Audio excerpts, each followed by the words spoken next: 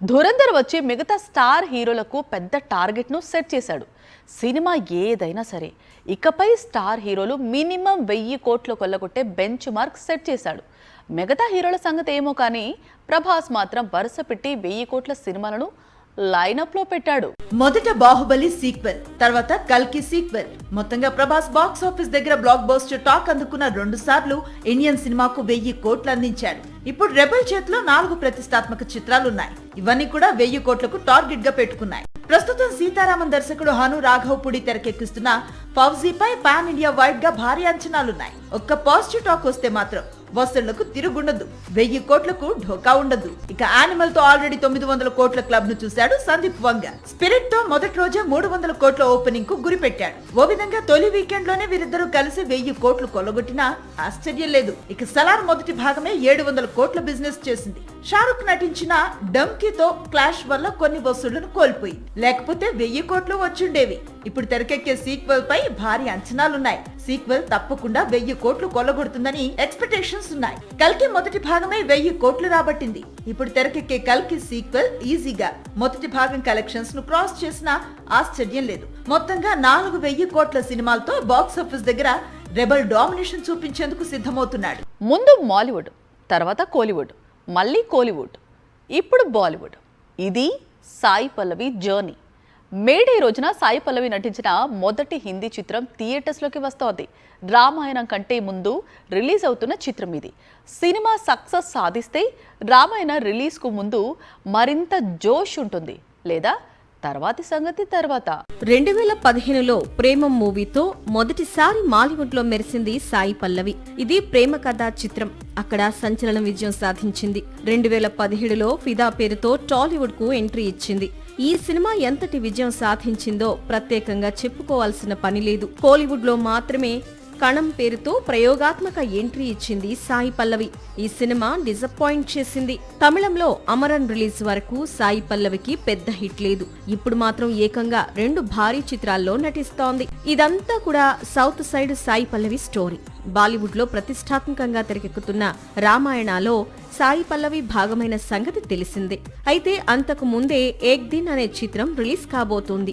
ఇది సాయి పల్లవి నటించిన మొదటి హిందీ చిత్రం, పైగా ప్రేమ కథా చిత్రం. సెంటిమెంట్ పరంగా చూస్తే ఈ సినిమా కూడా హిట్ కావాలి. Sai Pallavi Bollywood debut అదిరిపోవాలి.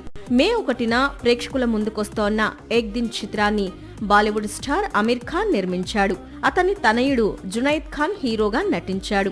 Thai romantic చిత్రం వన్ డే మూవీకి ఏక్ దిన్ అఫీషియల్ రీమేక్. ఈ చిత్రంలో సాయి పల్లవి క్యారెక్టర్ గతంలో పడి పడి లేచే మనసులో పోషించిన పాత్ర తరహాలో ఉండడం విశేషం.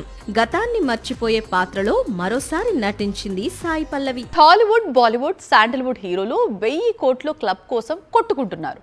మరోవైపు కోలీవుడ్ హీరోలు మాత్రం సరైన దర్శకులను ఎంపిక చేసుకోవటంలోనే చాలా కన్ఫ్యూజ్ అవుతున్నారు.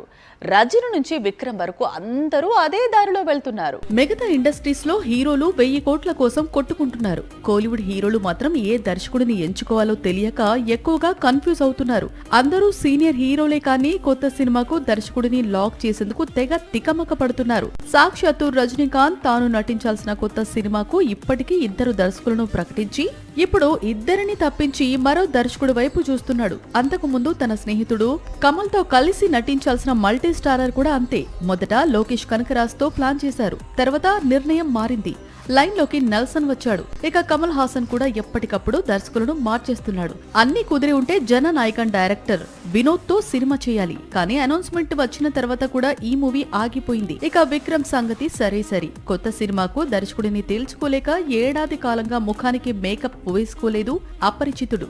ఏడాది కాలంలో కొత్త సినిమా కోసం అని 3 దర్శకులను మార్చి ఇప్పుడు కొత్తగా మరో డైరెక్టర్ ను ఖరారు చేశాడు. మొత్తంగా కోలీవుడ్ స్టార్ హీరోల కన్ఫ్యూజన్ ఇప్పుడు తమిళ సినీ పరిశ్రమ హాట్ టాపిక్ గా మారింది. మామూలుగానే సీక్వెల్ సినిమా బస్సులు ఎక్కువగా ఉంటాయి. అందులోనూ ధురంధర్ 2కు ఉన్న క్రేజ్ సంగతి తెలిసిందే.